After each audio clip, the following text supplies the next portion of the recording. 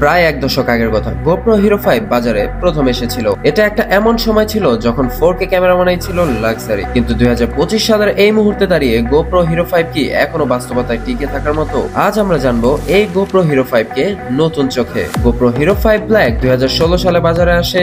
এইটাতে তখনকার সময় 4K 30 fps এ ভিডিও করা সম্ভব ছিল। আর এই গোপ্রো হিরো 5 কিন্তু টোটালি ওয়াটারপ্রুফ। এর জন্য এক্সট্রা কোনো ওয়াটারপ্রুফ কেস দরকার হয় না। এছাড়াও এটাতে মোবাইল ফোনের মতো টাচ স্ক্রিন দেয়া আছে, ভয়েস কমান্ড দেয়া আছে এন্ড স্টেবিলাইজেশন তো আছে। তখনকার দৃষ্টিতে এটি ছিল ভবিষ্যতের ডিভাইস, কিন্তু আজকের কনটেক্সটে এটি বাজেট রাইডার, কন্টেন্ট ক্রিয়েটর আর স্টার্টার ব্লগারের জন্য কি এখনো লজিক্যাল ইনভেস্টমেন্ট? প্রথমে আমরা যদি গোপ্রো হিরো 5 এর বিল্ড কোয়ালিটি নিয়ে কথা বলি, গোপ্রো হিরো 5 এর গঠন আজও শক্তপোক্ত লাগে। Rubberise texture, water sealing, side open battery door এখনো প্রিমিয়াম ফিল দেয়। Type C port, micro SD slot and GoPro এর ট্রেডিশনাল মাউন্টিং সিস্টেম এটিকে মেক করে প্লাগ এন্ড প্লে ডিভাইস। 2025 সালে এই স্পেসিফিকেশন মিনিমাম স্ট্যান্ডার্ড হলেও পারফরমেন্স টু প্রাইস রেশিও এখনো competitive.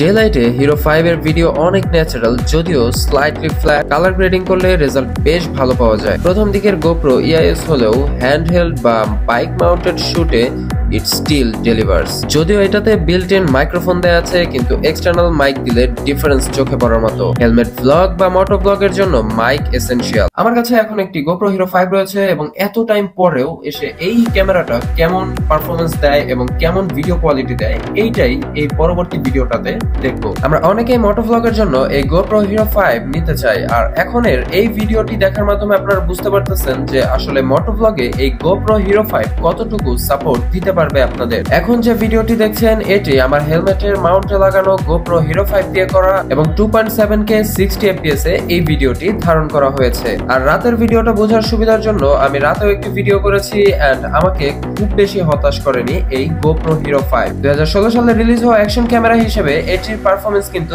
দুর্দান্ত লেভেলের। যারা ডেইলি ব্লগ করেন তারাও কিন্তু এই ক্যামেরাটি সেকেন্ডারি ডিভাইস হিসেবে ইউজ করতে পারেন। আর এখন যে ভিডিওটি দেখছেন এটি কিন্তু দিনের বেলা করা হয়েছে এন্ড আমার কাছে এটার ফুটেজটা যথেষ্ট ক্লিয়ার লেগেছে।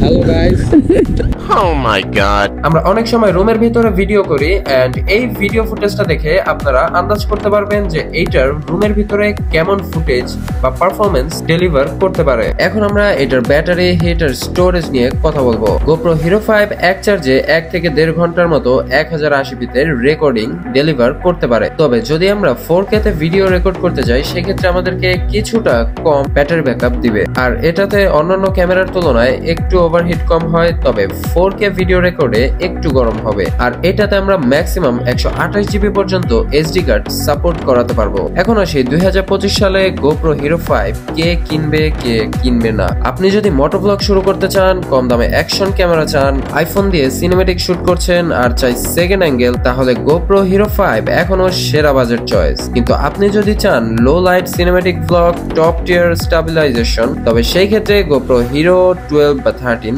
দেখতে পারেন। এই গোপ্রো হিরো 5 এর প্রাইসটা নিয়ে যদি আমরা কথা বলি তাহলে বলবো এটা যেহেতু market out second hand device হিসেবে এটা কিন্তু আমরা সেকেন্ড হ্যান্ড মার্কেটে পেয়ে যাবো এন্ড এটার প্রাইস সর্বোচ্চ 9 থেকে 10,000 টাকা পর্যন্ত হতে পারে। গোপ্রো হিরো 5 একটা ক্লাসিক গিয়ার যেটা এখনো সময়ের পরীক্ষায় পাশ করে গেছে। ভিডিও ভালো লাগলে ভিডিওতে একটি লাইক দিবেন, সাবস্ক্রাইব করে পাশেই থাকবেন। আপনার গোপ্রো এক্সপিরিয়েন্স কমেন্টে লিখে জানাবেন।